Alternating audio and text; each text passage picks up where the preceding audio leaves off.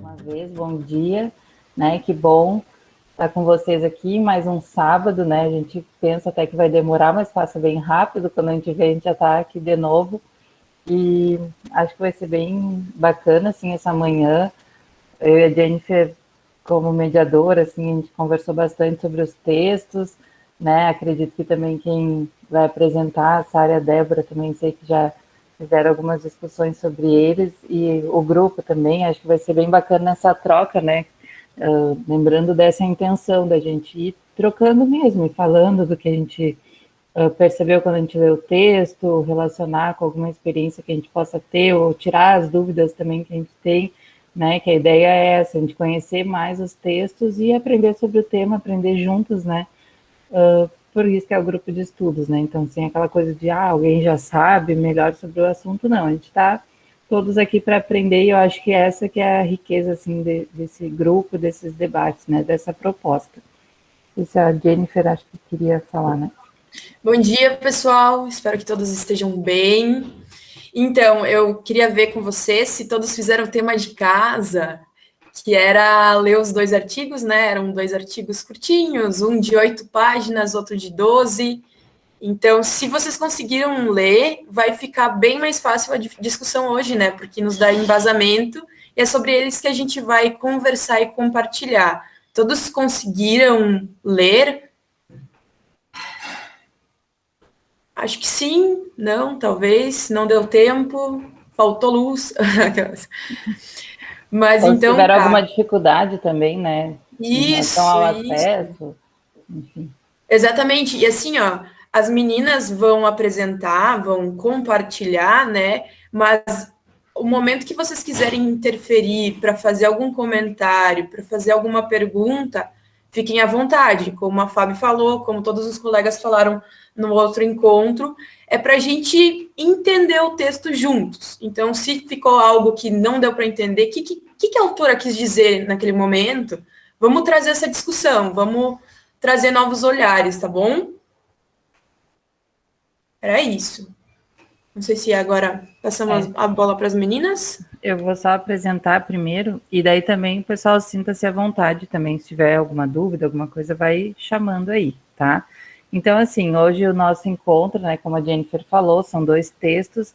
Eu vou só falar, não vou falar do texto, vou deixar o texto para as meninas, né, mas só falar do nosso tema, que é estímulos musicais durante a gestação, né, até para localizar o pessoal também que vai ver depois pelo YouTube, essa gravação vai ficar disponível. Então é bacana que vocês também avisem, né, se tiverem algum conhecido, conhecida que queiram conhecer melhor sobre essa temática, hoje à noite já vai estar disponível no nosso canal, para livre acesso. E daí um dos textos, né, bebês também entendem de música, a percepção e a cognição musical no primeiro ano de vida, é um texto publicado em 2002, da Beatriz Hilari. E a Hilari, eu trouxe um pouquinho aqui do breve currículo dela, né, que ela é bem conhecida nessa área da educação musical e com bebês. Ela é PhD, é professora associada de educação musical e chefe do Departamento de Ensino e Aprendizagem Musical da Universidade do Sul da Califórnia. Ela está morando lá na Califórnia atualmente. Foi professora adjunta de educação musical da Universidade Federal do Paraná e professora visitante da Universidade do Texas, em Austin. Suas pesquisas são de ordem interdisciplinar. Beatriz usa diversos métodos para investigar as intersecções entre música, o desenvolvimento na infância e juventude, a cognição e a cultura. Atualmente é pesquisadora associada do Instituto do Cérebro e da Criatividade da USC, onde colabora com neurocientistas e psicólogos em projetos musicais. Colabora também com pesquisadores de diversas áreas do país, como Brasil, Coreia do Sul, Portugal, Espanha, Inglaterra, Estados Unidos e Hong Kong. Suas pesquisas foram publicadas em periódicos de renome, como, né, Journal Cultural Psychology, Journal, enfim, fala alguns ali da área da música e da área da psicologia, né. Então, ela é uma referência, né, como eu falei. Até participei de um evento umas 2 semanas atrás, que ela fez uma conferência de encerramento, foi bem bacana, assim, a fala dela, e até ontem, pesquisando sobre o currículo dela, encontrei um evento que vai ter em maio, se não me engano, depois eu compartilho com vocês no grupo, para quem tiver interesse, porque é um preço bem acessível, se não me engano, é R$ 35 para estudante. Então, às vezes a gente vê eventos que são bem caros, né? Tem que olhar certinho a programação, mas eu achei bem acessível para quem tiver também interesse em conhecer mais sobre a área e também ver uma palestra dela, né? Que eu acho que é bem bacana. Depois eu compartilho no grupo com mais calma para vocês. O segundo texto que a gente colocou lá, então, é como o estímulo musical é percebido e estruturado pelo organismo humano do pré-natal ao segundo ano de vida pós-natal. Esse artigo, eles são resultados parciais de uma pesquisa em andamento. E a autora que escreveu ele é a Maíra dos Santos Jaber. Então, eu fui pesquisar um pouquinho sobre a Maíra, ou sobre a Jaber, e no Lattes dela, ela se resume como uma cantora, compositora, produtora musical e regente de conjuntos vocais. Em 2013, concluiu um mestrado em música pela UFRJ, possui formação complementar em canto contemporâneo, performance e pedagogia vocal nas seguintes instituições americanas. E aí tem umas 3, 4 instituições lá dos Estados Unidos, que o nome é muito bom, mas eu não vou mostrar o meu inglês para vocês agora. E ela se formou em canto e regência de conjuntos vocais no curso de educação profissional da Escola de Música Vila Lobos, de 2005 a 2008. Possui graduação em comunicação social pela Universidade Federal do Rio de Janeiro.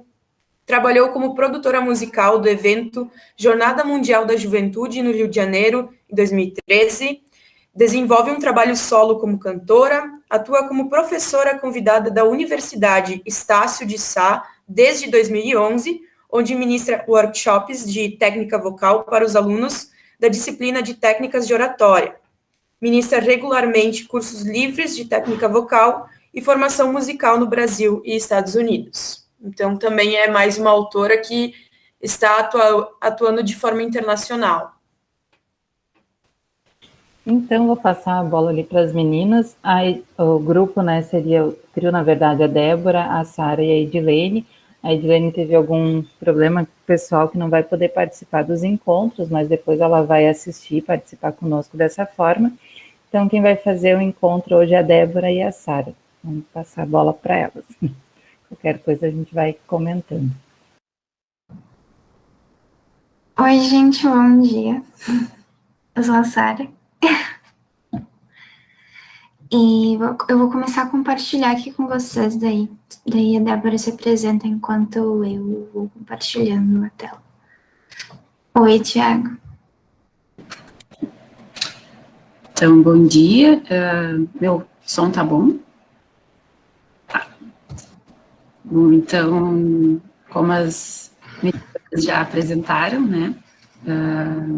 Eu sou a Débora, sou pedagoga, professora atuante na educação infantil, agora com os bebês, retornei para os bebês, agora tenho 2 bebês na minha turminha.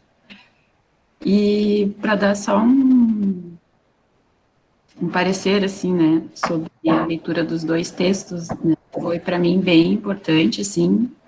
Eu sou mãe da Betina também, de 1 ano e 9 meses, e o texto me auxiliou bastante, assim, a compreender algumas questões da música que eu não tinha conhecimento, né, e me trouxe várias memórias, assim, tanto da minha gestação, quanto da minha prática em sala de aula, né.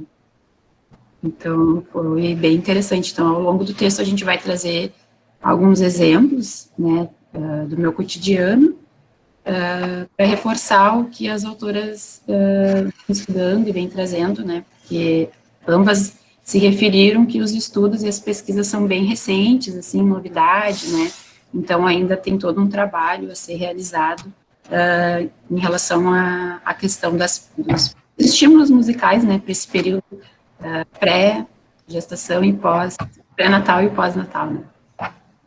Então, a Sara pode se apresentar, eu sei.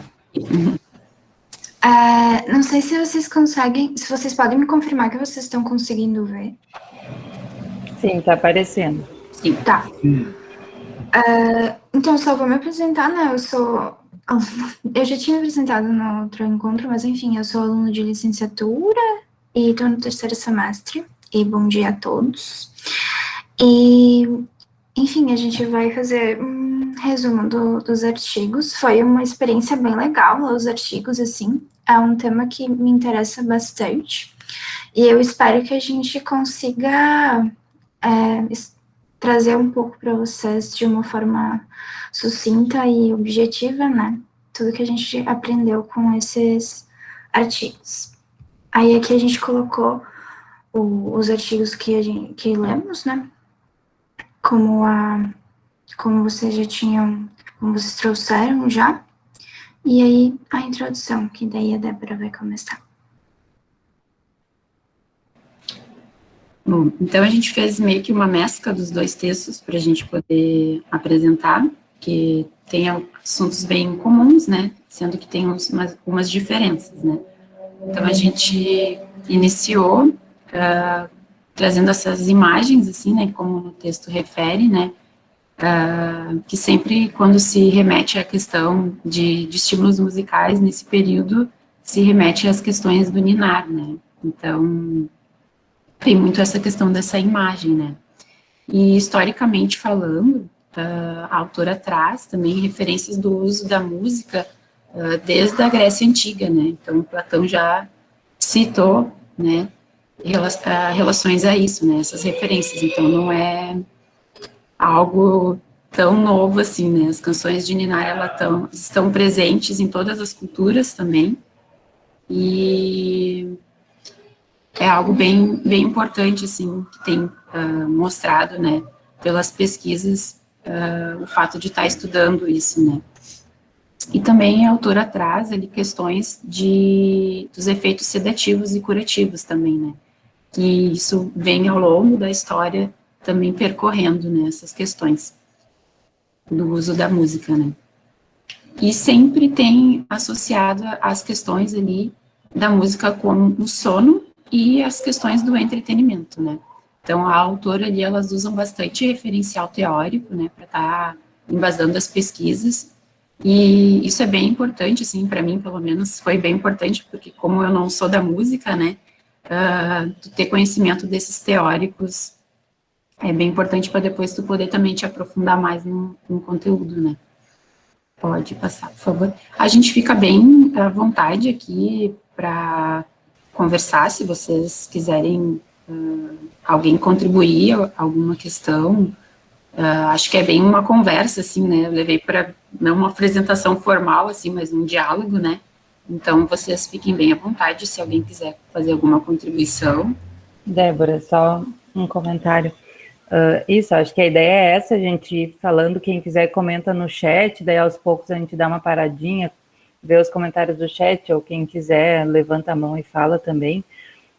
Perguntaram, e também é uma pergunta bem bacana, se vocês vão disponibilizar os slides, porque daí a gente não precisa anotar tudo. Vocês vão compartilhar depois no grupo, posso botar no Drive? Por mim, eu acho que não tem problema nenhum. Sim. Bem tranquilo. Daí vocês nos mandam, e daí, bom, já tem ali, na verdade, que tu já me mandou, eu coloco no Drive daí. E daí depois eu boto o link lá para vocês, no grupo. Daí fica um material de estudo também. Mas fiquem bem à vontade também, o pessoal da equipe, né, e o pessoal do grupo, né, sintam-se participantes, né, até para não ficar cansativo ficar só ouvindo a minha voz. Então, ali a gente fez um quadro, assim, para ficar meio didático, assim, para estar observando, né, que ela traz essas canções de ninar e as canções de brincar, né, e em questão de semelhanças e diferenças, né, então, daí traz as questões da música, né, que tanto as canções de ninar quanto as canções do brincar, pela simplicidade, elas são semelhantes, né, então elas trazem essa questão dos intervalos melódicos pequenos, ritmos bastante simples e uma quantidade grande de repetições de frases musicais.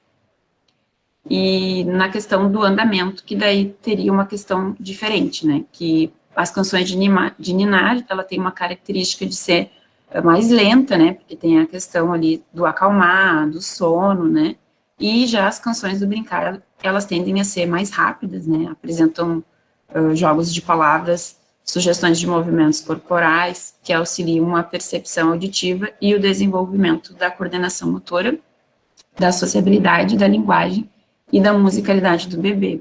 Aí até aqui eu posso trazer um exemplo prático de sala de aula, assim, né, que como os bebês, assim, a experiência que eu tenho, assim, é pouca com os bebês. Eu iniciei trabalhando com os bebês no ano passado, assim, geralmente eu trabalho mais com a meia faixa etária ali, né, então saindo dos bebês, saindo e entrando ali para a pré-escola, né, então muita gente fala, né, da adolescência infantil, eu pegava geralmente os adolescentes, né, da educação infantil.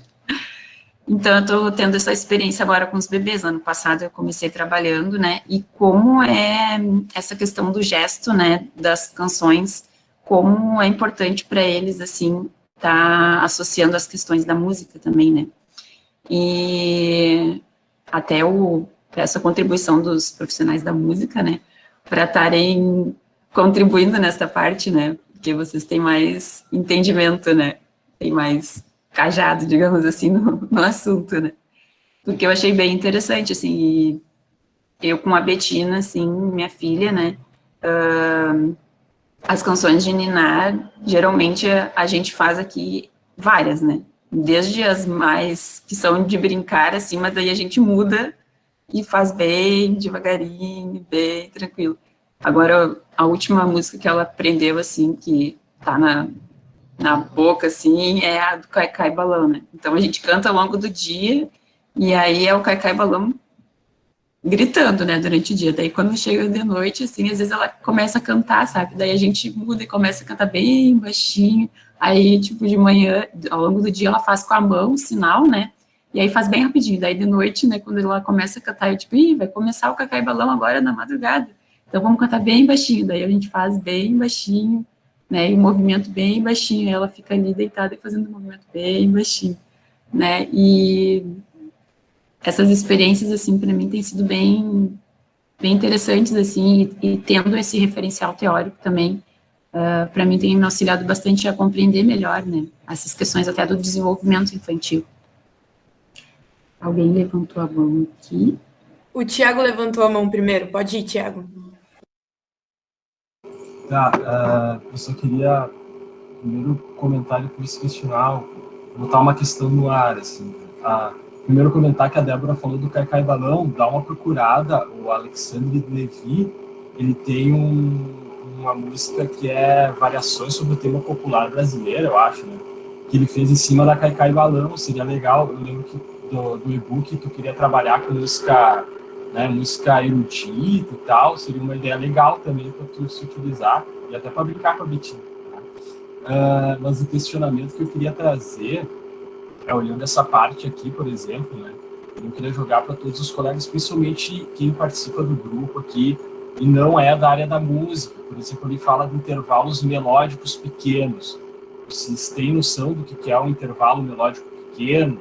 Né, o que seria um ritmo simples? Acho que essas coisas a gente tem que trazer aqui, né, da nossa leitura. Tipo, né, o que é um intervalo melódico pequeno? O que seria um intervalo melódico para começo de conversa, né? Que seria algo melódico. Então, essas coisas a gente pode trazer aqui, né? A própria questão do ritmo simples e tal. O que seria um ritmo simples e o que não seria, né? E eu, tipo, achei muito bacana. Eu acho que vocês estão trabalhando os dois textos juntos, né, Débora e Sara? Acho que a ideia de vocês é isso, né? Vocês não vão pegar porque eu não lembro, na real, de qual dos textos eu vi isso agora, mas eu lembro que um deles traz uma coisa, e para mim foi algo novo, assim, da questão do... Ele fala me fugiu a palavra, mas das características musicais que são mais importantes por ver, né, dessa questão de melodia, né, de dinâmica, de alturas e tudo mais, né, e de como a questão de...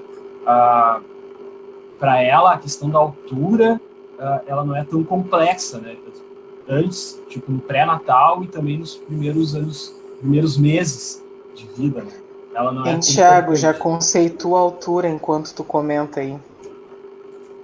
Ah, tá. Conceitue a altura.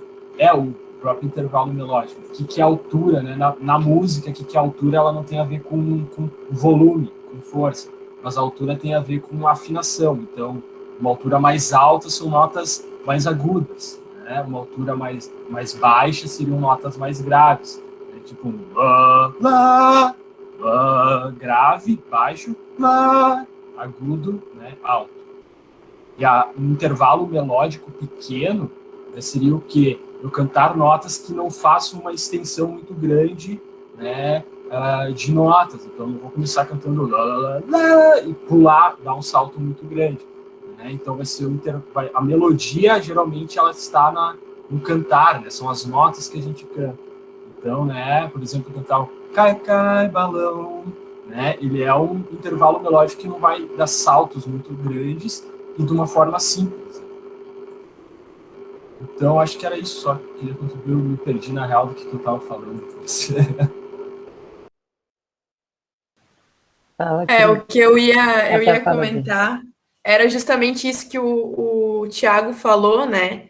E aí o que a gente pode trazer, por exemplo, de exemplificação para intervalos melódicos pequenos é o próprio Nana Neném, né? Nana Neném, que a cuca vem... Não tem um salto, por exemplo, do Mundo Bita, bom dia, né? Bom dia, dó, dó, si. Então, são exemplos mais concretos. Ali tem a Prof. Cris e a Babi que querem falar. Parabéns pelas falas de vocês. Importantíssimo isso, né? A gente está se apropriando dessas questões aí da música como um todo, né? Então, canções de ninar e canções de brincar, os franceses trazem muito isso como os bercês e os saltezes, né? Então, parece que até a sonoridade da língua permite entender, né, os saltezes e os bercês. Então, isso é importante para a criança, ter essa distinção de coisas para se agitar e coisas para se acalmar, o que vai constituir muito no seu desenvolvimento, né, infantil e depois adultos. A questão, bem rapidamente, para não perder tempo, e eu quero ouvir muito vocês aí, né, em relação à cantiga de ninar, né, há alguns anos atrás eu fiz uma pesquisa, foi a minha primeira pesquisa, na verdade, sobre a questão da música. O propósito foi investigar as características técnico-musicais das cantigas de ninar. Para quê? Para saber efetivamente por que a cantiga de ninar ela é monótona, o que é ser uma canção monótona. E essa é uma das definições da cantiga de ninar, ou dos acalantos, ou nananenês, como nós queiramos denominar. Em relação a isso, o andamento, que é a velocidade na música, ou seja, a música pode ser mais rápida ou pode ser mais lenta. Por exemplo, nananenê, ou nananenê, né? Posso fazer mais rápido ou mais lento. Isso é fundamental, é uma das grandes características das cantigas de ninar. E, claro, ela é lenta para que possa levar ao adormecimento. Então, aí, uma das respostas ao questionamento estava no andamento. Em relação à questão das notas mais próximas ou mais afastadas, ou seja, são graus mais conjuntos em relação aos outros que são mais disjuntos, isso tem a ver também, eu acho que é importante que nós possamos pensar nisso, com a cultura. Por quê? Porque se a gente vai analisar algumas cantigas indígenas, é completamente diferente. Nós temos alguns gritos, por exemplo, algumas coisas assim, que a gente não... Meu Deus, como é que essas crianças dormem? Mas é uma questão cultural também, né? Mas para nós, né, mais para os ocidentais, então, e vamos dizer as culturas que não indígenas ou africanas, ou enfim, a gente tem andamento mais lento, ritmos mais simples, que são as colcheias, por exemplo, né, mais simples de serem executados também, e as alturas, como muito bem o Thiago ali exemplificou para a gente, são mais próximos, que não nos dificulta também o cantar, porque pensem, gente, a mamãe ou o familiar está ali com um bebezinho no colo para ninar aquele nenê e o objetivo é fazer dormir. Daqui a pouco, se o pai, a mãe ou o cuidador está agitado, vai agitar a criança, resultado é não dormir, né? Então, parabéns, quero continuar ouvindo vocês aí.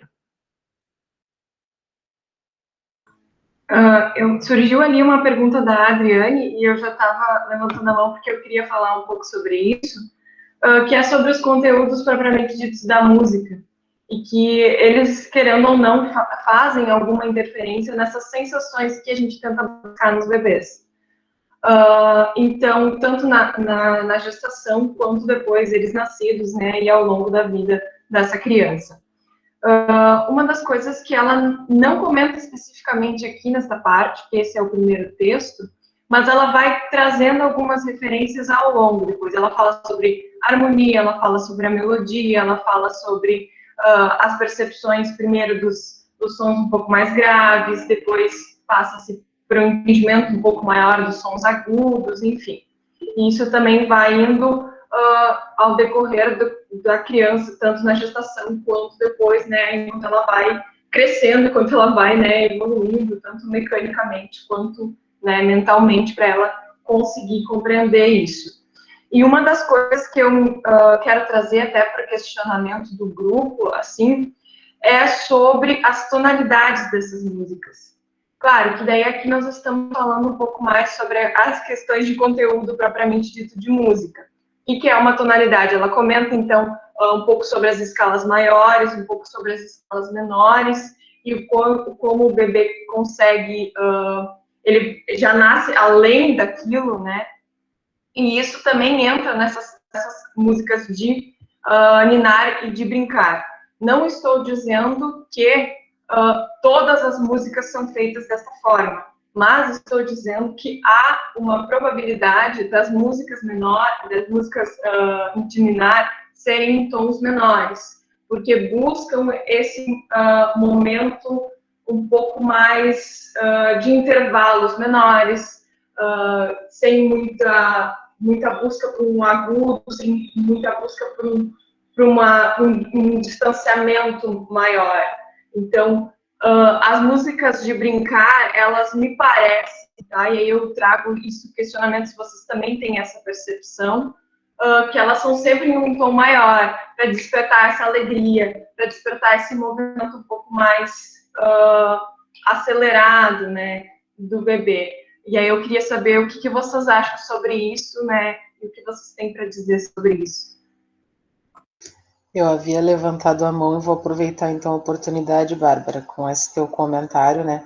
Primeiro falar o que eu já havia pensado em falar e também falar sobre essa tua pergunta, né? Eu penso que é aí que a gente vê, né? Quando a gente procura música para bebês, né? Em algumas plataformas, o que a gente vai encontrar?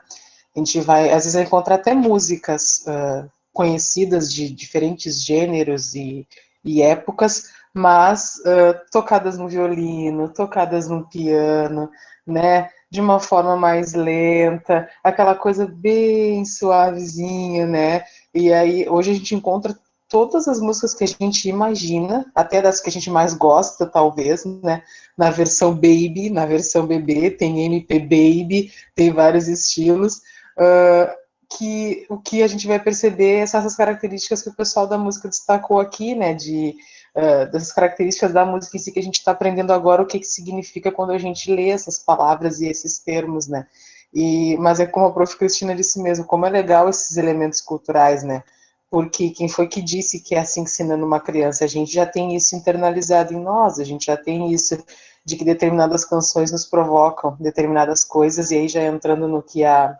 Bárbara falou, né, melodias também, não só canções com letras, eu acho que entra muito essa questão desse caráter expressivo da música, né, aí quando essa explicação de vocês, a gente entende por que a gente sente algumas coisas quando escuta, por que a minha mãe dizia que meu irmão chorava na propaganda da Faber-Castell tocando Aquarela do Toquinho, e ela não entendia, né, hoje eu tô parando para refletir sobre isso, tocava Aquarela do Toquinho, ali na propaganda da Faber-Castell, meu irmão começava a chorar e ela não entendia por quê, porque de alguma forma aquela organização ali, né, sonora, provocava isso nele. E ela tem, né, querendo ou não, algo que nos deixa num estado mais introspectivo, a gente fica mais emocionado. E aí, com essas falas de vocês, eu começo a pensar, né, e tem vários educadores musicais e pais que postam esses vídeos das reações dos bebês ao ouvirem determinadas músicas, né? Por que tem bebê que chora, e tem bebê que ri, e quando ouve aquela música, mas nós adultos também, por que tem música que tem dia que a gente tá triste? A gente seleciona algumas músicas para reforçar isso e para sentir, vivenciar isso, porque são as músicas que nos provocam, né? Eu às vezes escolho umas do Oswaldo Montenegro, Lua e Flor, Agonia, para ouvir quando eu não tô legal, porque elas parecem que me trazem pro eixo, assim, eu não vou ouvir uma coisa agitada nessa ocasião. Então, nós adultos também temos essas necessidades como os bebês têm, e a gente cresceu num contexto em que a gente aprendeu a se acalmar ouvindo músicas assim, né, que tem esse tipo de intervalo, tons menores, né, essas explicações. Então, eu gosto muito de conversar sobre esse caráter expressivo da música, né, e agora a Bárbara trouxe essa questão, e eu lembrei do que a gente encontra por aí nas plataformas e fiquei pensando sobre isso.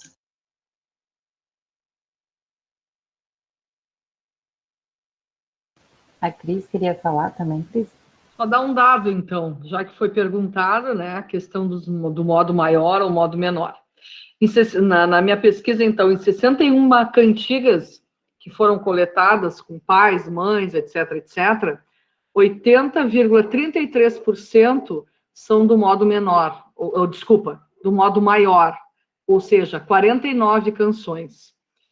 4,92% no modo menor. E eu encontrei 14,75% de canções recitadas, que também aparece, né? Por exemplo, muitas em alemão, por exemplo, Schlaf, Kindchen Schlaf, das Schaffen, Wind das Schaff, enfim, só falando, né? Então, também, isso aí, então, é em relação ao modo, né? Do modo, então, 80,33% maior e 4,92% de modo menor. Essas perguntas que vocês estão fazendo, estão me trazendo uma coisa, que isso aqui está parcialmente publicado, mas eu acho que eu vou ter que publicar isso aqui, porque eu acho que não tem esses dados aí. Eu estou pegando até aqui num relatório que eu fiz, que data de muito tempo atrás, mas aqui estão as questões aqui dessas classificações quando não existia computador. Isso aqui foi feito em tabelões, assim, com papel. Vou ter que publicar isso aí. Então, só esse dado aí, Babizinha. Canções de ninar. Algumas em modo menor, mas não muitas.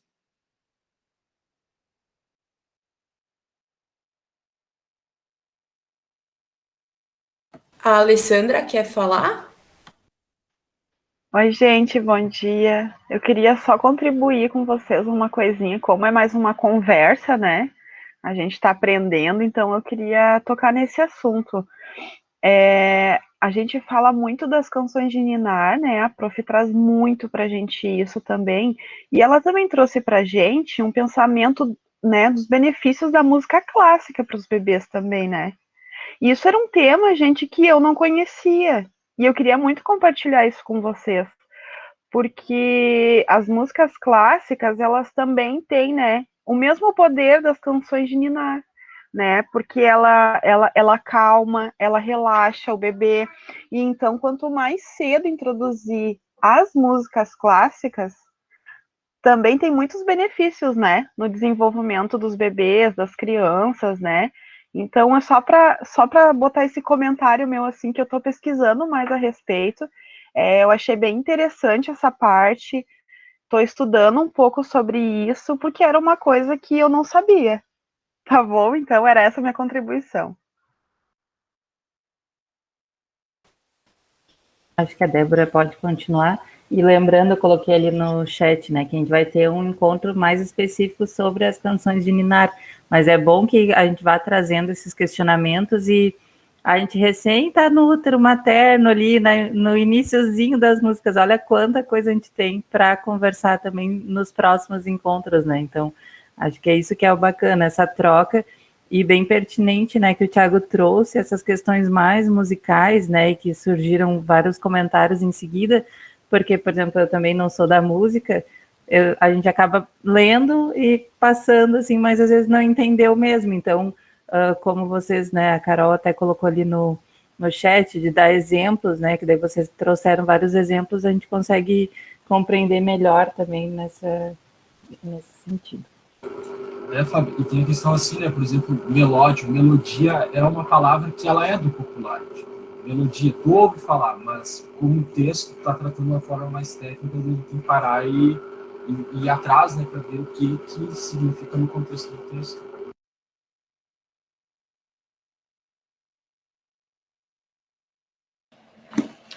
Eu já falei para a Fábio que esse grupo é maravilhoso, né?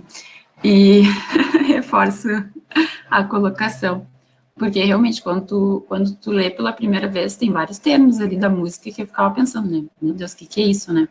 E como a gente vai ter aqui um grupo de estudos, né? Então, e tem vários da música, a gente vai aprender bastante com vocês também, ao longo das leituras que a gente vai realizando, né?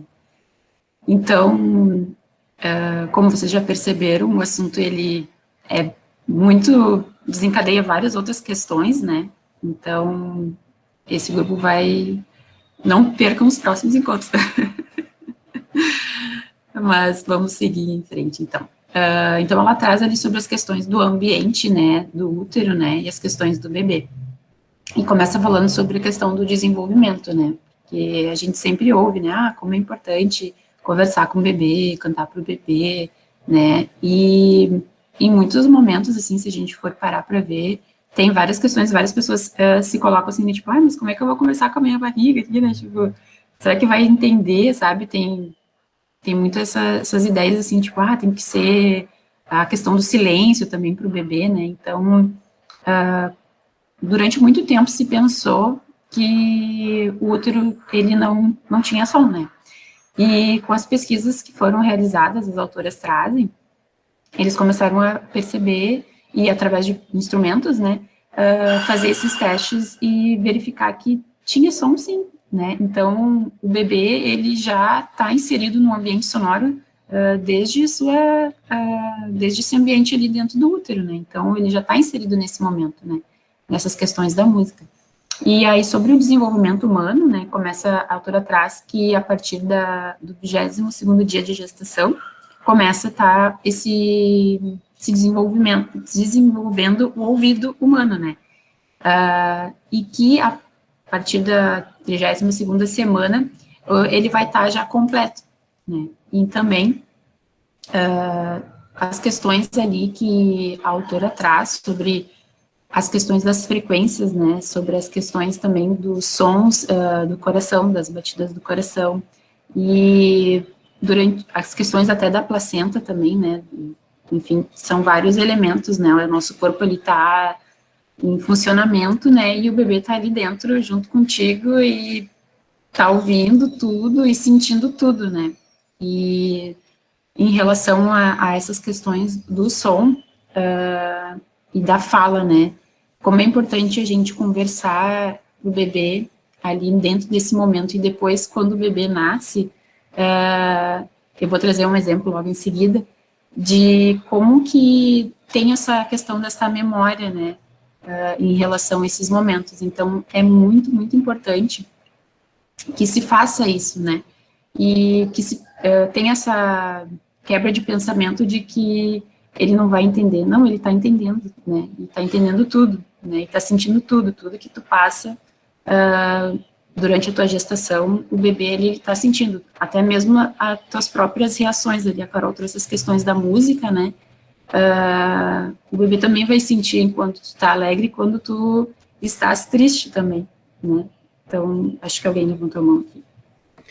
Eu ia fazer uma fala, mas eu vou primeiro ler o comentário da Vanessa. A Vanessa comentou aqui no chat. Eu achei muito interessante essa fala no texto sobre a escuta do bebê ainda no útero. Daí a gente vê o quanto o bebê já está formado em pouco tempo e nos ouvindo. E realmente é muito incrível, né? E eu parei para refletir assim, o bebê nunca está num silêncio, mesmo quando está dentro da barriga da mãe. E após o nascimento dele, quantas vezes a gente, entre aspas, briga para manter o ambiente em silêncio para não acordar o bebê, né? Como controvérsia, porque na realidade, quando ele estava dentro da mamãe, ainda em momento algum ele esteve em total silêncio, porque ele esteve numa montanha russa sempre, né? Eram as batidas do coração, eram os outros órgãos funcionando. Então, é legal fazer essa comparação.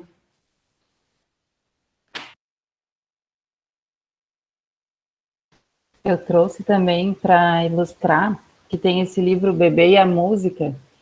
É um livro, uma coleção de bolso, assim, da Betânia Paris e Helena Rodrigues. Posso colocar lá no grupo depois, para quem tiver interesse. Tem até um texto da Betânia que a gente vai estudar aqui no grupo.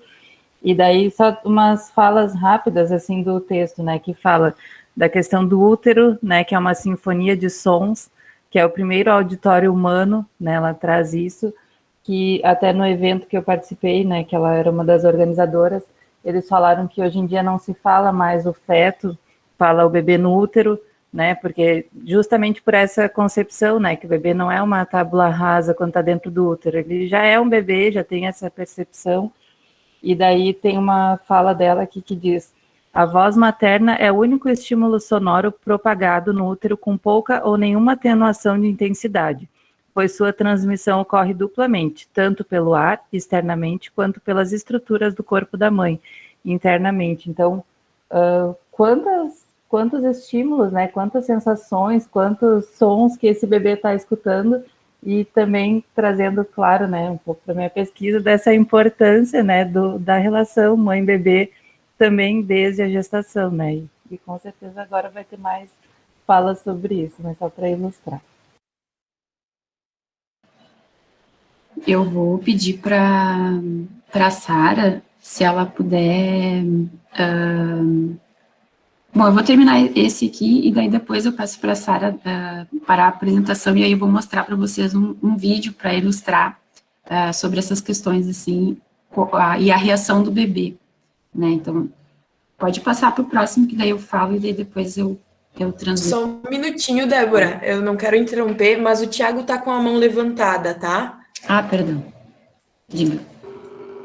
Não, eu só ia trazer a questão, mas é que eu não sei também, porque é uma coisa lá no final do texto, talvez se estrague, não sei se eu estou quebrando o protocolo já, trazer, mas é que tem a ver com isso, né, dessa questão que vocês falaram do som, né, e tudo mais, que é um som alto e coisa, mas ao mesmo tempo ele é um som que ele causa uma sensação de estabilidade para o bebê, né, porque ele é um som bastante contínuo, então é as batidas do coração que mantém uma certa regularidade, e todo o resto, questão de vasos sanguíneos e tudo mais, até sons digestivos da mãe, tudo isso tem uma certa rotina, não sei se dá para chamar, né, mas é algo que eu lembro que o texto, a Babi colocou no chat, o texto trata, não sei qual dos dois, que seria comparável a um barulho de tráfego de trânsito, assim, né, mas ao mesmo tempo, né, no final ele trata da questão de que é um som contínuo também, né, ele não tem não tem muitos estouros de som, assim, se for pensar, ele mantém uma certa estabilidade, e daí eu acho genial, que é do segundo texto, lá no final ela joga isso, né, até antes na reunião eu comentei, a autora joga isso de que não seria, então, talvez, porque daí durante o texto se fala da questão de como o nenê, quando nasce, ele já parece a música é algo habituado para ele, né? O quanto será isso não tem a ver com a questão de ele estar na estabilidade ali, né, nessa segurança sonora, digamos assim, do ventre materno, e daí, de repente, ele sai para um mundo que tem outros sons, outros tipos de sons. E ele perde aquela estabilidade. O quanto a música talvez não seria um retorno a essa estabilidade, porque a música ela tem uma organização, ela tem uma ideia de compassos, ela tem uma ideia de uma ordem, que talvez possa remeter a isso. Então, só a gente pensar um pouco disso também, né?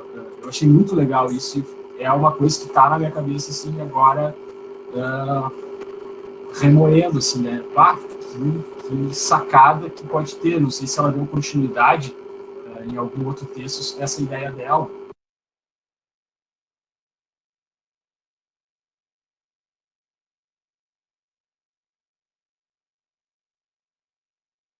Agora sim, Débora, pode continuar. Vocês me ouvem? Acho que deu uma travadinha aqui para mim. Sim.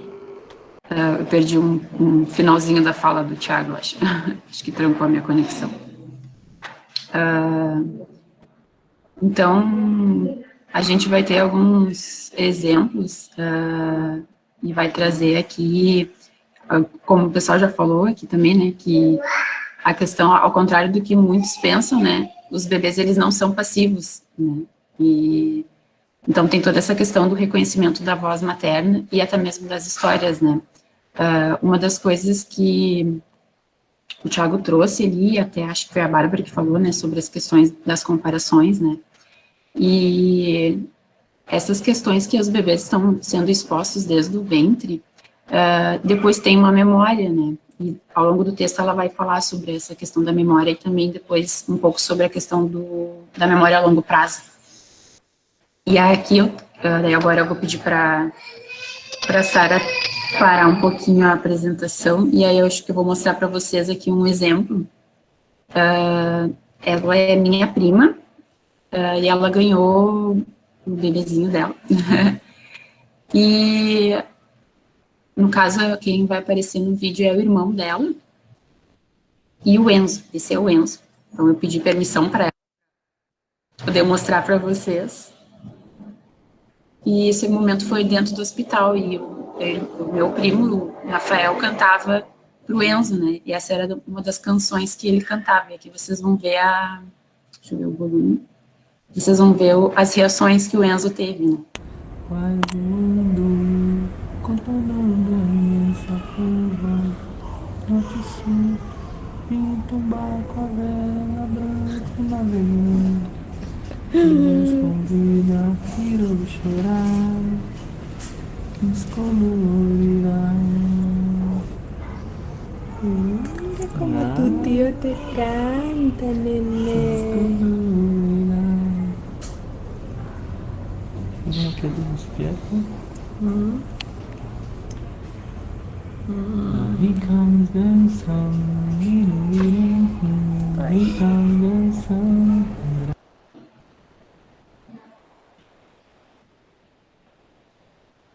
Que coisa mais linda, meu Deus do céu. Opa. E só para depois não precisar voltar também, uma das coisas que, quando a gente se torna mãe, né, e a gente tem um auxílio, né, na internet, que tem muitos vídeos, assim, né, sobre a questão do som do útero, né, remetido às questões de fazer o bebê dormir, né. Então eu só vou reproduzir para vocês aqui terem uma noção, assim, quem nunca ouviu, mais ou menos, o que seria os sons do útero, né.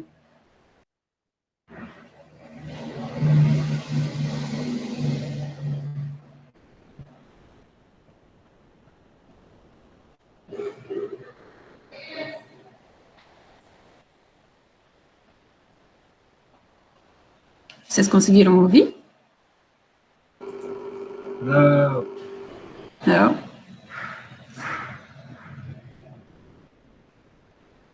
Tu parou o compartilhamento, não sei se tu quer compartilhar de novo. Eu vou compartilhar de novo, que eu acho que eu esqueci.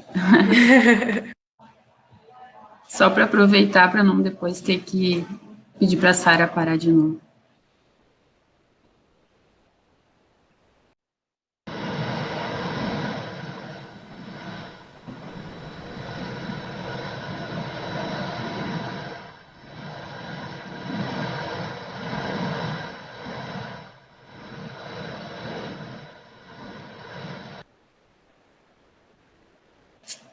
Agora conseguiram?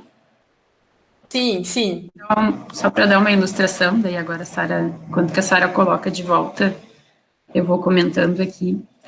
Eu conversei com a minha prima, né, e uma das coisas que a gente sempre conversava, né, enquanto que eu estava gestante, também era sobre essas questões, né, e até na entrevista que a gente fez com a Fábio ano passado, né, com o grupo das vivências, eu fui me dar conta de que eu cantava muito pouco para a Betina, né, eu mais lia para ela, assim, e conversava com ela, né, mas como eu sou professora e eu atuei durante a minha gestação até o finalzinho, assim, né, então, estando na educação infantil, a música se fez presente, assim, né, E em vários momentos também, nós cantávamos na escola e as crianças já me recepcionavam na porta da sala, eu entrava no turno da tarde, e elas já me recepcionavam e recepcionavam a Betina, né? Então ela já fazia parte daquele ambiente também, e quando a gente ia cantar, a gente convidava a Betina para participar junto, né?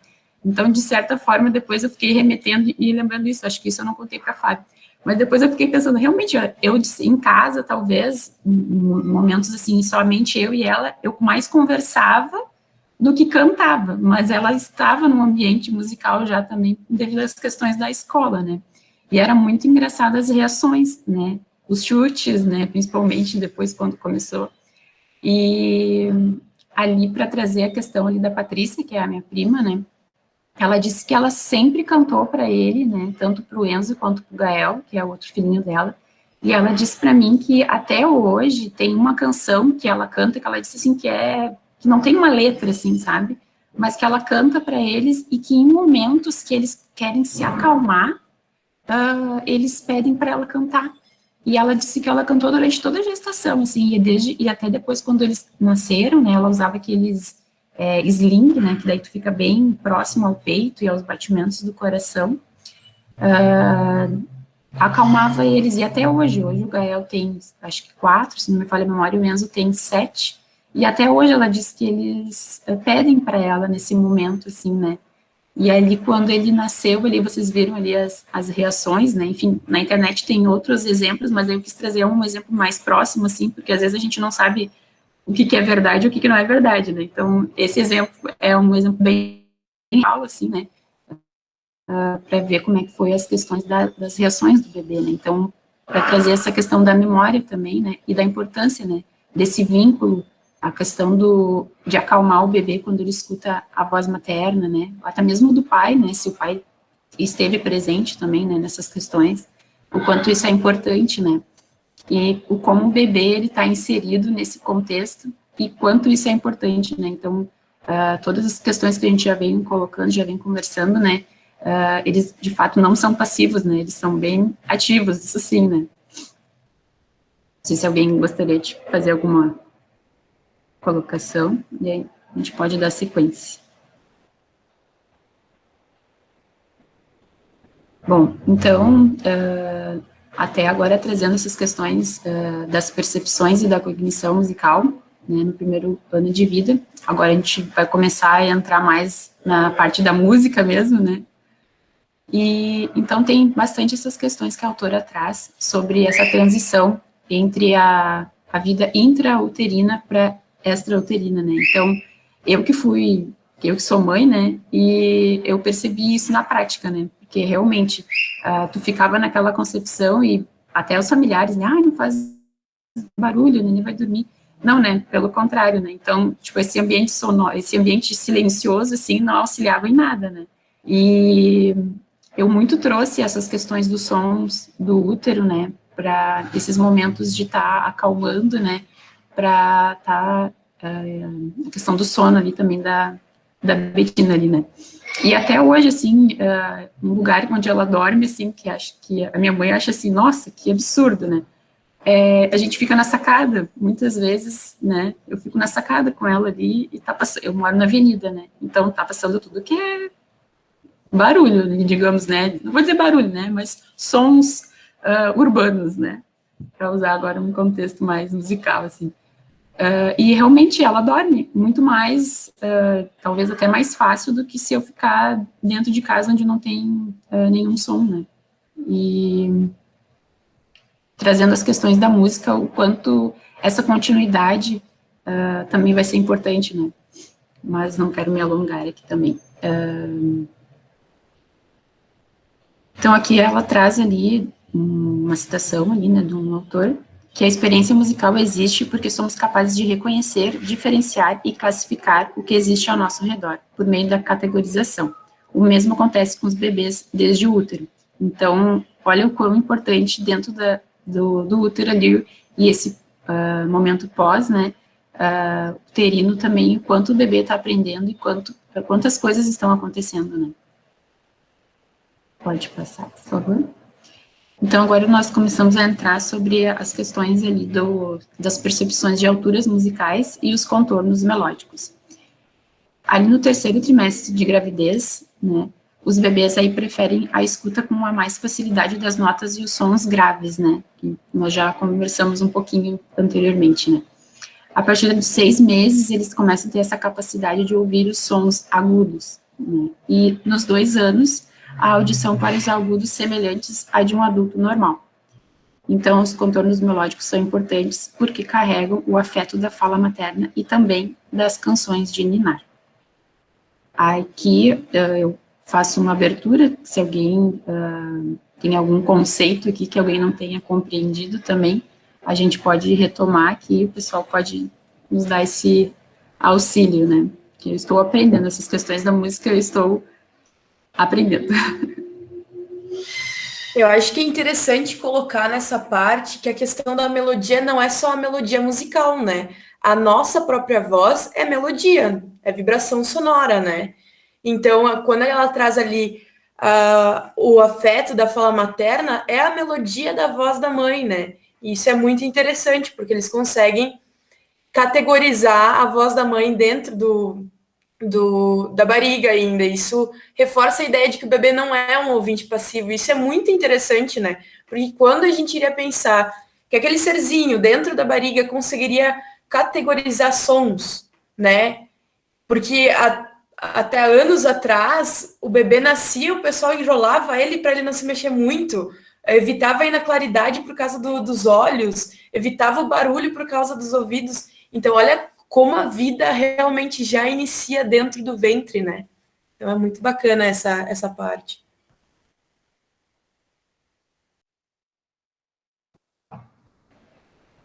Agora eu vou passar para a Sara, com a continuidade. Então, daí ela começa a falar, né, da percepção das escalas não ocidentais. E é uma parte bem interessante do artigo, assim, porque foi uma investigação que aconteceu com os bebês e adultos, né? E daí eles queriam ver a capacidade de detectar pequenas desafinações. E os bebês foram capazes de detectar as pequenas desafinações em todas as escalas que foram apresentadas. E as escalas foram escalas maiores, menores e escala javanesca. E os adultos tiveram mais facilidade de detectar essas desafinações apenas nas escalas maiores e menores, né?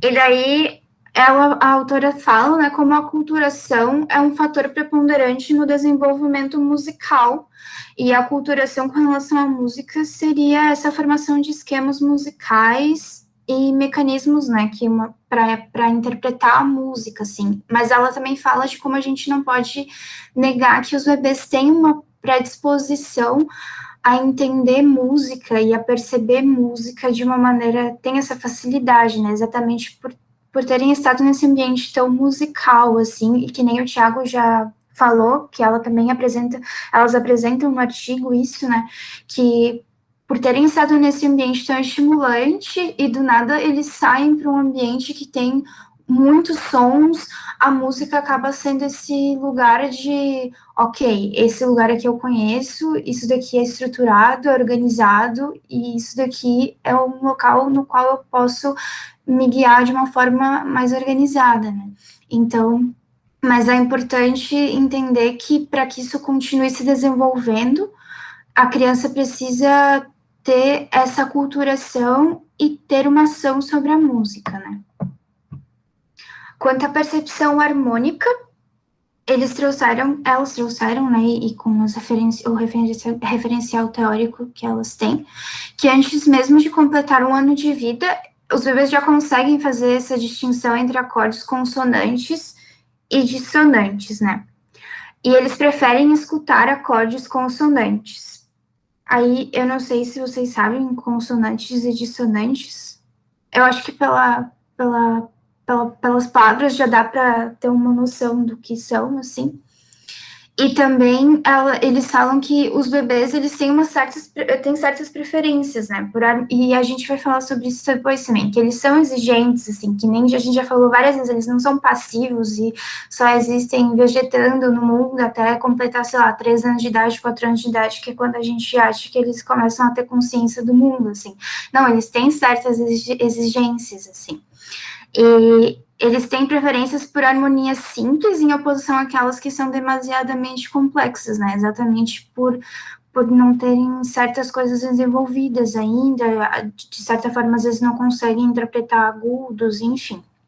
Com relação ao timbre, não tem muitos estudos, né, específicos, para saber essa discriminação de se eles sabem distinguir timbres de instrumentos, mas o que se sabe muito é que eles conseguem distinguir o timbre da voz materna, né? Exatamente porque é o timbre que eles têm essa conexão e estão sempre ouvindo desde a vida intrauterina. Quanto ao... Oi?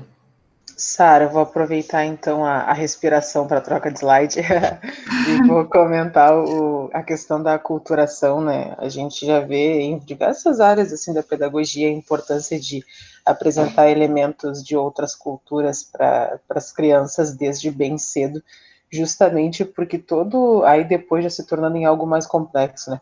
Toda a resistência, todo o preconceito que a gente tem depois, né, com determinadas formas de música de outras culturas, né, musicalmente falando, muitas vezes vem disso também, é algo que eu não estou acostumado, então é algo que para mim vai ser, tudo que é diferente, né, sempre vai soar de uma forma estranha. Se desde cedo nós, enquanto profs aqui, né, que somos, ou, né, nas nossas áreas de atuação, nós oportunizarmos esse contato com essas diferentes musicalidades, essas organizações sonoras, isso não vai ser tão tensionado, né, não é uma regra, mas tem mais chances de não ser tão tensionado depois, né, conforme a gente vai crescendo. Eu participei de uma oficina de músicas do mundo com o Gabriel Levi. O Gabriel Levi, ele faz parte do grupo Mauaca, que é um grupo que traz músicas de diferentes culturas, e ele, inclusive, produziu umas músicas com palavra cantada, e o Gabriel, ele traz um repertório muito diferente. Música grega, o canto dos monges tibetanos, música japonesa. Então ele brincava com a gente com músicas de muitas culturas. E como é diferente para o nosso corpo até se movimentar com uma música de um lugar totalmente distante, né, de uma outra forma de organização sonora. Aí ele fez uma percussão corporal com a gente com uma música grega, Popopó, Maria, Popopó, que era 7 tempos, e a gente não conseguia fazer aquilo porque era difícil, e ele fazendo uma naturalidade, porque para ele aquilo, ele vive aquilo, ele pesquisa sobre essas coisas, né, e aí era muito engraçado que as músicas mais diferentes que ele trazia, porque ele também trouxe brincadeiras musicais do Brasil como um todo, que em algum momento a gente já ouviu aquele tipo de estilo ali, aquele ritmo, mas quando ele trazia de outros países, como era difícil ouvir o canto dos monges tibetanos e entender como música, aceitar como música, sabe? Então é muito interessante se desde cedo a gente tivesse contato com isso. Claro que a informação agora está mais ao acesso de todos, agora a gente consegue mais encontrar essas coisas numa forma mais acessível, né? Mas nós, enquanto papel que nós temos, né, que cada um tem um papel, a gente pode oportunizar isso, né? E aí entra uma discussão, por exemplo, que eu trouxe na minha página, inclusive, da questão do dia do índio, né? A gente trata aquilo como se fosse algo excêntrico, sendo que a música indígena, ela foi base de muitos outros ritmos e estilos brasileiros, principalmente no norte e no nordeste do país, como é o caso do carimbó, que tem aquele passinho sincopado, aquela dancinha que vem do povo indígena, e a gente nem sabe disso, a gente não sabe porque a gente simplesmente excluiu tudo que vinha desse povo como algo legítimo. Então, é uma coisa que, na verdade, já era para estar no nosso corpo, já era para ser nosso desde sempre, né? Por isso essa aculturação do bebê ali favorece para que a gente introduza essas coisas, né? E é muito legal ver como eles dançam quando escutam essas músicas diferentes, como eles reagem, é bem legal. Sim, aí é mais uma coisa de como a gente pode inserir essas coisas na educação musical, né, e em momentos de desenvolver essa musicalidade deles, assim, né, e de como eles recebem essas coisas e durante o desenvolvimento musical deles, assim, mais um papel que a gente pode trazer e desenvolver. E também, daí elas falam sobre essa questão do ritmo e do tempo musical e de como os bebês percebem isso, assim. E para isso eles têm que ter essa percepção de eventos temporais, né? E o que caracteriza essa percepção é essa capacidade de agrupar eventos individuais, assim. E esse agrupamento já acontece na infância e também acontecem com os bebês, né? E foi demonstrado que antes mesmo de completar 1 ano de idade, os bebês já conseguem distinguir células rítmicas e fórmulas de compassos distintas. E essas habilidades tendem a melhorar com o desenvolvimento. E, de novo, eu trago a questão, né, de que isso não acontece milagrosamente, assim, eles têm que ter essa ação sobre a música para que isso possa se desenvolver, né, porque depois, mais lá para frente, a gente vai mencionar isso também, de que eles têm que exercer ação sobre a música para que isso possa continuar se desenvolvendo. Aí a questão, a Maíra traz, né, a questão da percepção musical no útero, e ela fala sobre o experimento que ela pretende fazer, e daí ela traz 2 questões sobre a percepção musical que ela considera que já existem no útero e existem depois também, que é o movimento e a textura. Ela classifica o movimento como o potencial motor do objeto sonoro, né? Então, a melodia, o ritmo e a intensidade. No útero, o bebê não está muito em contato com melodia e intensidade como um conceito, assim mesmo, ele está mais em contato com o ritmo, né? Com o batimento cardíaco da mãe e tudo isso, assim. E a textura é algo que perpassa isso, assim. É como se fosse uma rede, assim. Então, é uma sonoridade estável que vai perpassando o ritmo. Quando eu li essa parte do texto, eu fiquei um pouco confusa, então eu fiz essa questão mais visual mesmo, de perceber como se fosse uma rede de pescador, assim, no mar, enfim.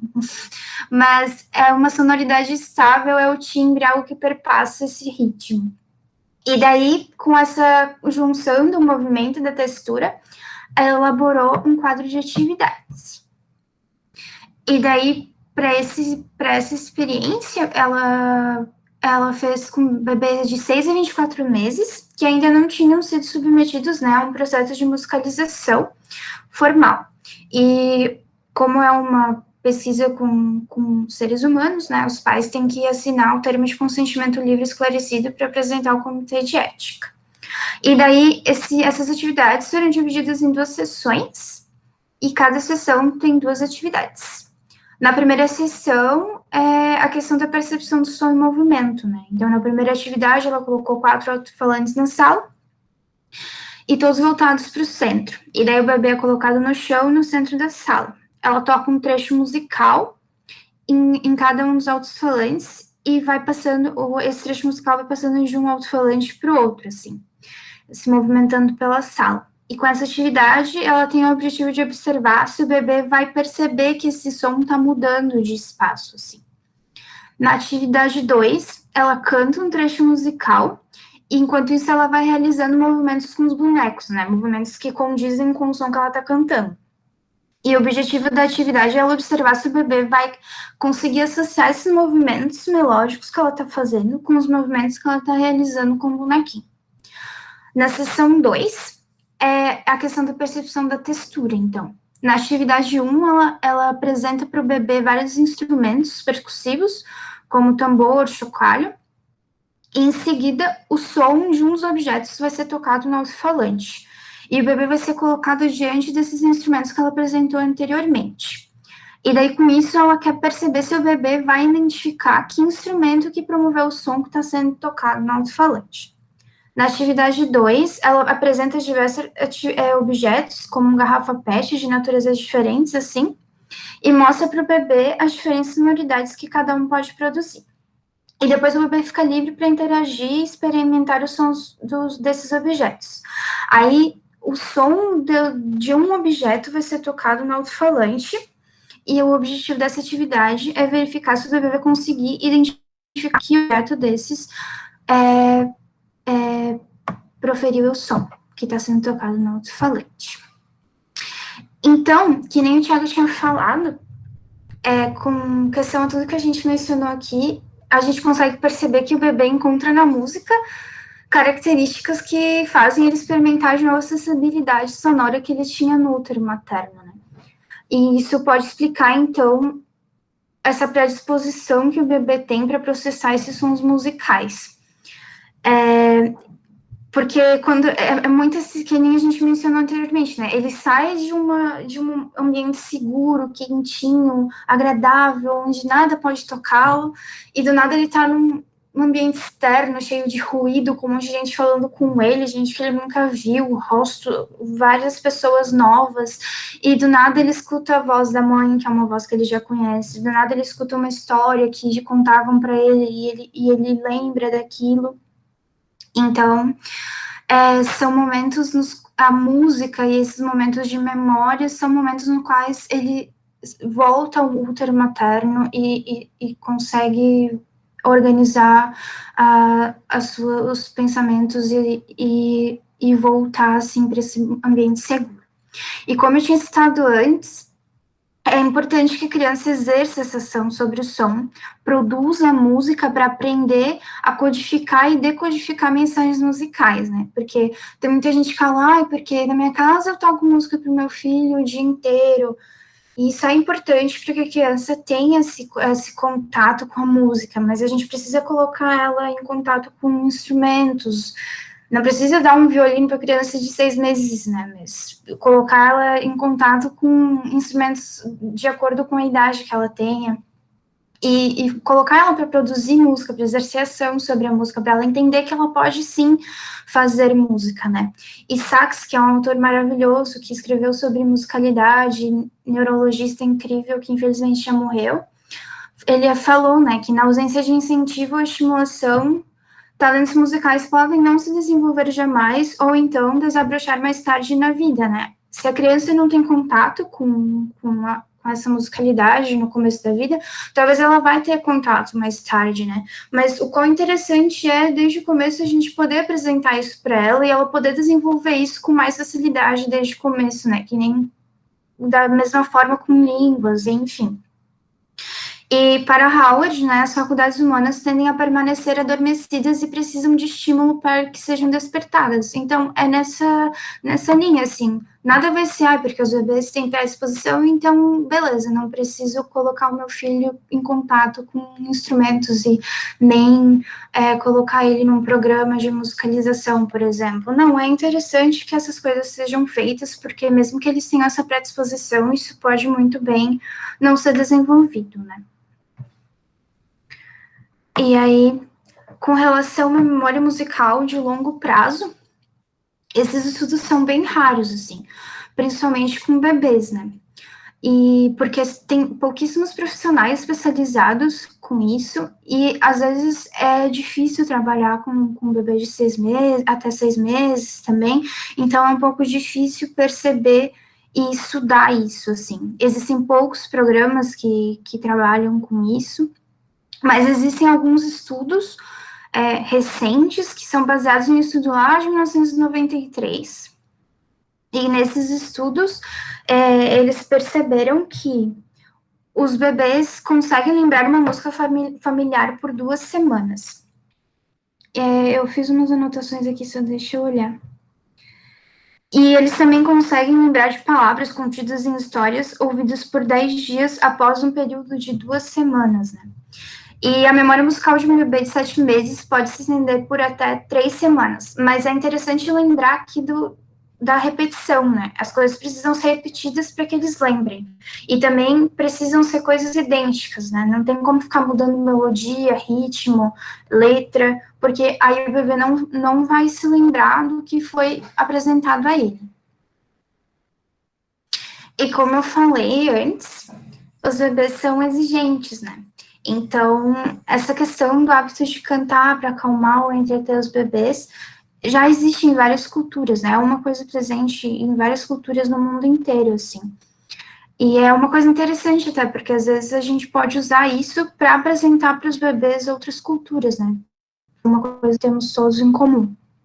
E também foi uma coisa percebida que o uso do registro vocal mais agudo, andamentos mais lentos, velocidade mais lenta, e uma expressividade mais acentuada, quando se dirigindo a um bebê, é uma coisa também comum em todas as culturas, assim. E os fatores que influenciam o canto dirigido aos bebês. Só deixa eu colocar o meu computador na tomada aqui, senão ele vai desligar do nada, peraí.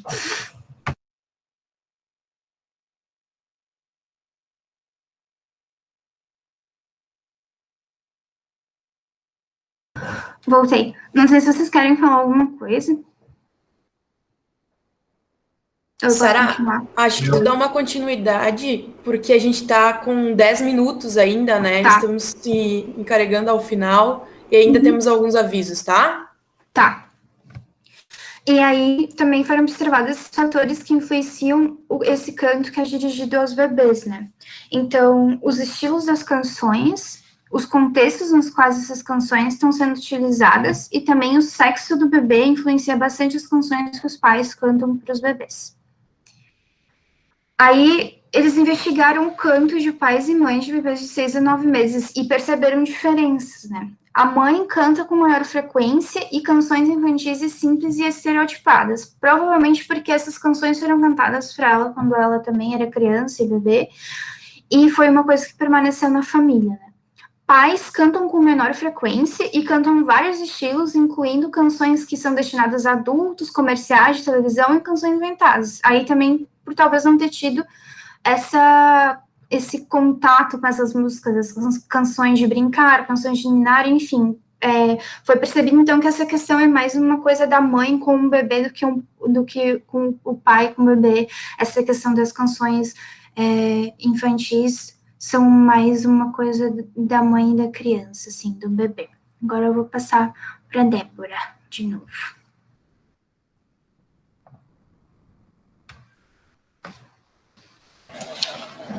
Bom, então aqui, para a gente se encaminhar para o final, ela traz algumas questões, né, sobre o educador musical, né, o papel e a importância, né, como a gente já vem conversando, né, sobre oportunizar para que essas crianças possam estar inseridas, né, a dar essa continuidade, né, não parar, né. Então, incentiva, sim, que os pais para que cantem para os seus bebês, né, e até a Sara trouxe ali as questões do pai e da mãe, né, que muitas vezes fica para a função mais materna, né, às vezes o pai fica com aquelas questões, né, que eu falei para vocês inicialmente, né, tipo, mas como é que eu vou conversar com uma barriga aqui, né, e a mãe é mãe, né, então fica geralmente essa função mais voltada para as mães, né, não que os pais não possam participar, né, mas é uma porcentagem bem menor, né.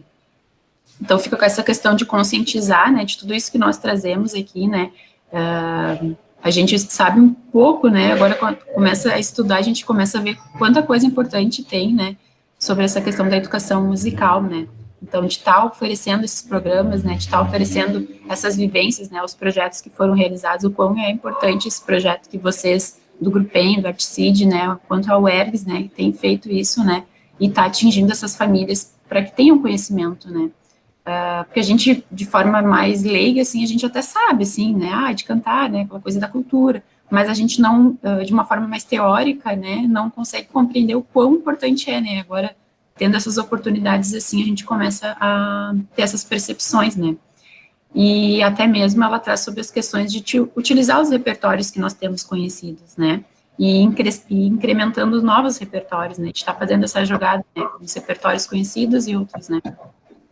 Pode passar, Sara. Então, ela traz alguns exemplos, sugestões do que pode ser realizado, né, as questões das canções, de ninar e de brincar, rimas, as parlendas, os jogos musicais, né, sempre está acompanhado com essas questões dos movimentos, né, corporais, né, até mesmo a dança, né, o balanço, né, e está sempre envolvendo não somente o bebê, mas a família e o bebê, né, que é esse projeto, por exemplo, que vocês têm realizado e têm mostrado, né, para os pais e famílias, né, essa questão da interação também, né. E nós já falamos também sobre as questões ali, acho que a Alessandra que trouxe, né, sobre a música clássica, né, também, né, está sendo incluído outros estilos musicais também, né, para que essas crianças possam ter esse contato, né, até mesmo as questões culturais, a Carol já falou também, né, como é importante a gente estar habituando a ter essas questões de outras culturas também, né, tá sendo incorporadas, né. Pode passar, por favor.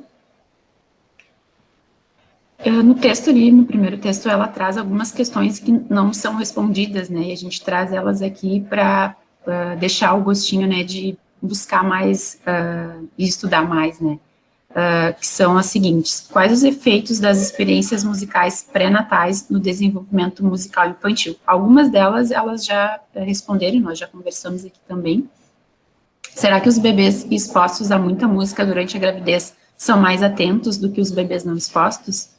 É verdade, como diz a imprensa, que as experiências musicais pré-natais auxiliam no desenvolvimento do cérebro? Será que as experiências musicais ocorridas no primeiro ano de vida são relembradas mais tarde pelas crianças? Será que crianças expostas à música durante o primeiro ano de vida têm maiores facilidades para aprender música do que as crianças não expostas? Pode passar, por favor. E nós encerramos com as referências aqui. Agradecemos pela oportunidade. Vamos poder debater nesses últimos momentos finais. Obrigada, gente. Obrigada.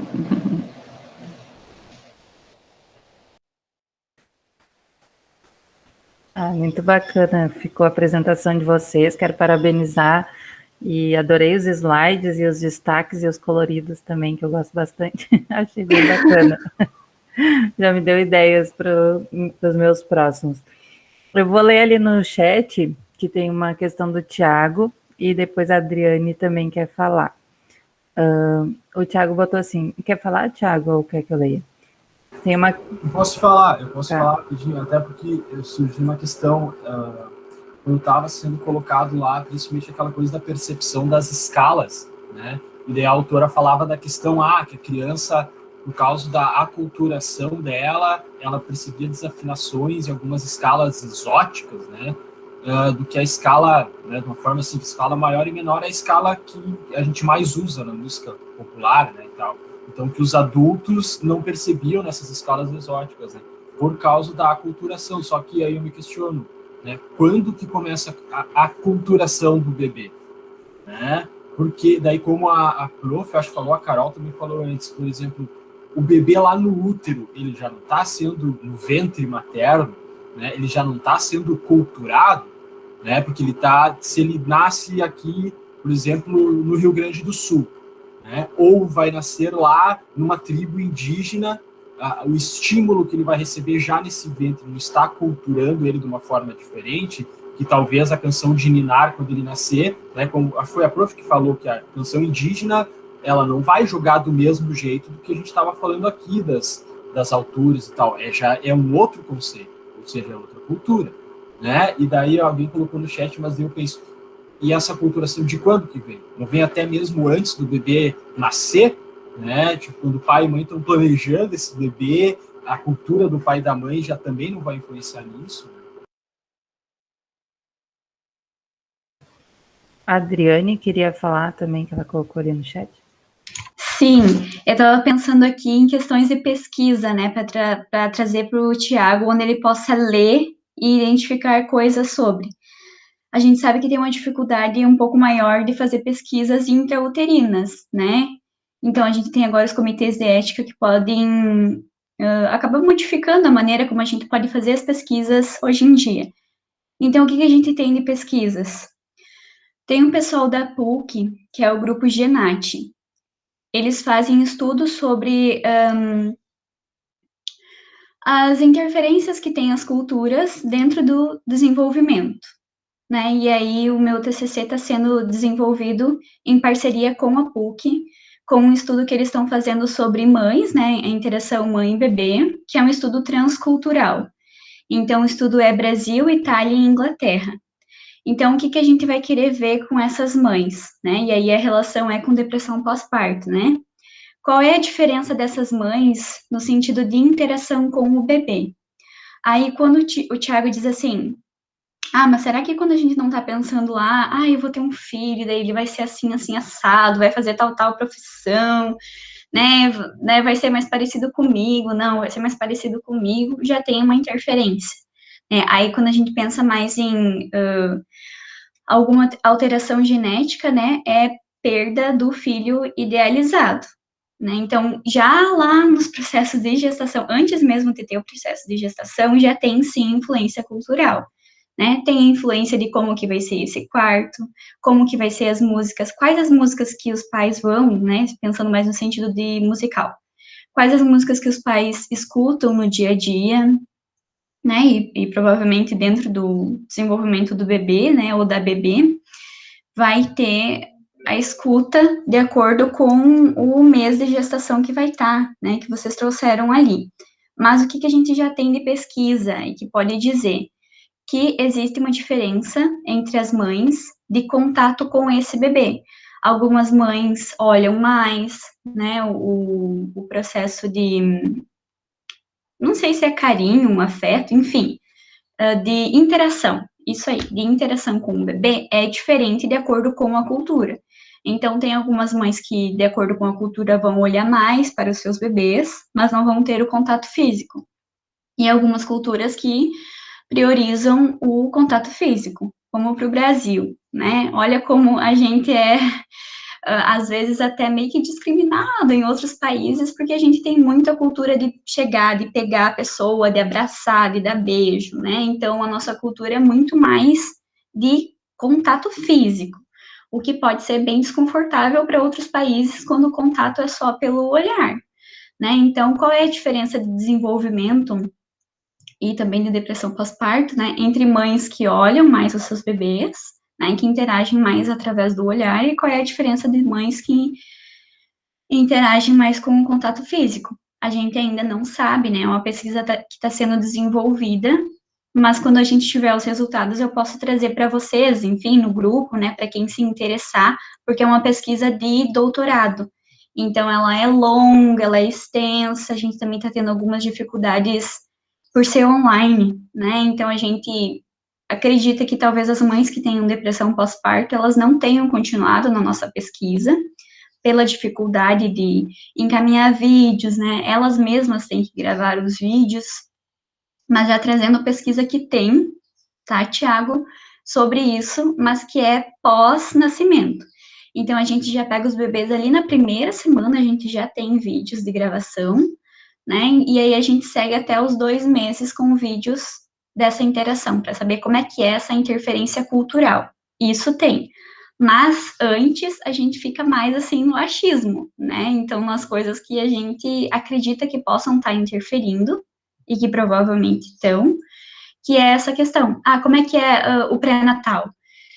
Apesar do pré-natal ser uma coisa assim, mundialmente dita como uma questão importante de ser acompanhado, de ir, né, para ter esse acompanhamento, talvez em algumas culturas não, né, o ultrassom, a gente tem, né, a gente tem aquela morfológica que aparece todo certinho o bebê, como é que ele tá, a gente já vê aquele bebê, né, não é uma coisa que a gente espera e aí vê o bebê, a gente já vê ele muito antes, mas algumas culturas pode ser que nem tenha isso. Será que chegou já o acesso a ultrassom em algumas culturas? Será que as famílias têm condição de pagar por um acompanhamento? Porque aqui a gente tem o SUS, né, gente? A gente tem um acompanhamento pelo SUS. E os outros lugares que não tem? Então, aí já interfere também. Porque aí eu já não sei como é que vai ser, qual vai ser o sexo do bebê. Então, eu vou ter que provavelmente pegar algumas roupas que tenham tonalidades mais aceitáveis, e aí isso muda também dentro da cultura, né? Porque algumas culturas dizem, não, bebê vai ser menino, então tem que ser azul o enxoval dele. Aí, não, menina vai ter que ser rosa. Aí a gente tem interferência de gênero também, né? Algumas questões de gênero que ali interferem. E aí, varia muito de cultura para cultura, o que se identifica como o bebê, né, se considera o bebê como um ser frágil ou não, porque em algumas culturas, em uma determinada idade, os pais não ficam mais com a criança, quem fica são as outras pessoas, né, e isso interfere também. mas acho que é um tema muito legal da gente pesquisar e ver o que tem sobre, né?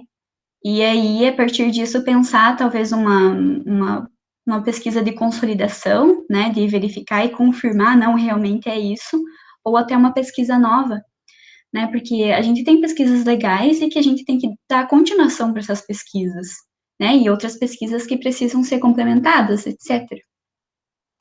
Mas bem bacana essa fala, e daí até pediram para colocar, mas acho que pode colocar no grupo depois o nome desses grupos e textos que tu tiver material para quem quiser ler, que daí ali no grupo todo mundo, olha, só pelo adiantado um pouquinho da hora, acho que a Cris quer falar e depois a Babi.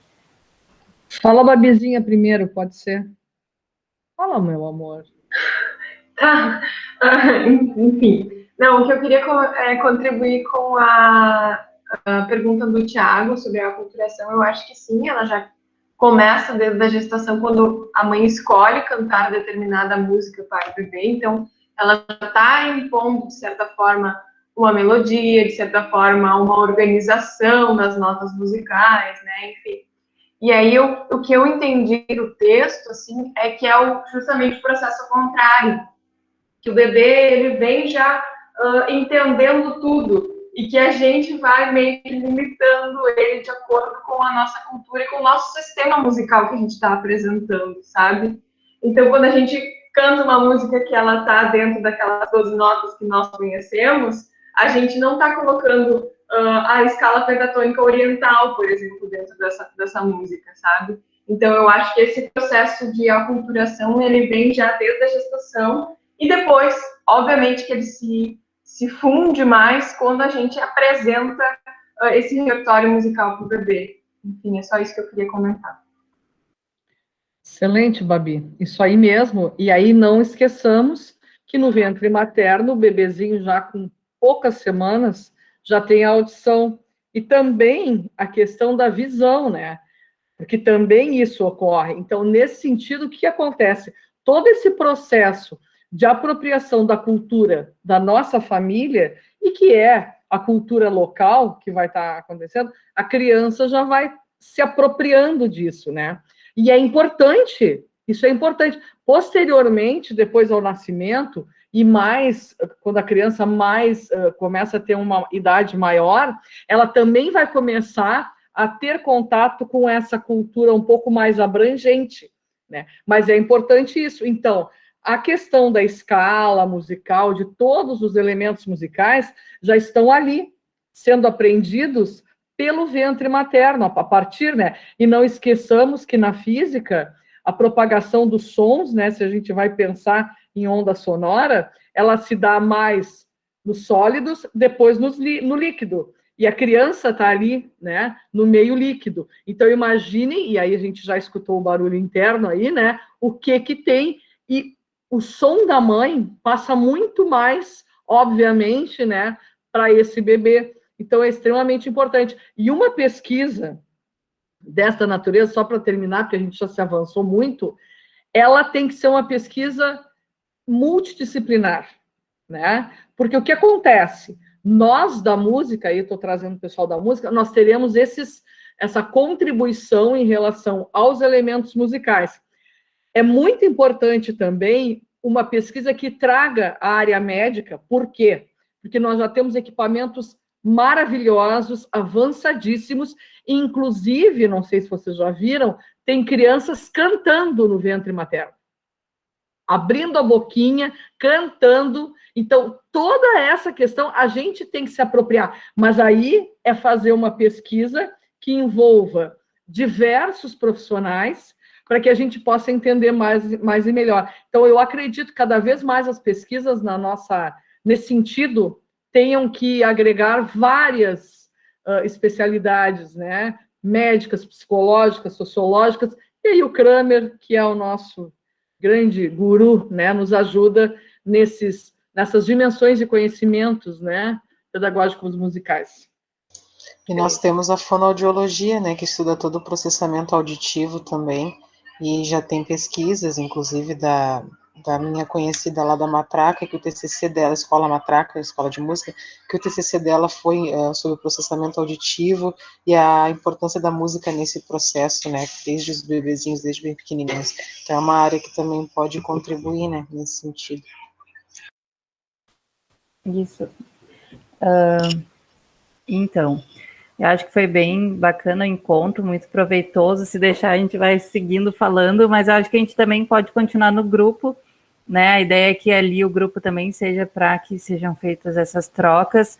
Quem tiver algum material para indicar, e também quem participou do encontro, é bacana que coloque ali as suas impressões, o que achou do encontro, o que digamos que uma descoberta, ou algo que passou a refletir mais sobre isso, que também vai ser um material bacana para a gente construir aquele informativo final, né? Quem realizou o encontro ali, a Débora, a Sara, a gente vai fazer a gente pediu aquele texto, né? Então, se vocês quiserem aproveitar as ideias fresquinhas, o texto vai ser para entregar mais no final, mas também já dá para começar a escrever 2 a 3 páginas, é bem tranquilo, né? E a gente vai se comunicando ali pelo grupo, acho que foi bem bacana o encontro, porque vão surgindo vários temas, né? A gente vai pensando melhor sobre cada temática.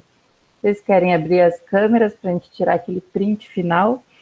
Vou encerrar a gravação e até a noite já vai estar disponível no nosso canal do YouTube.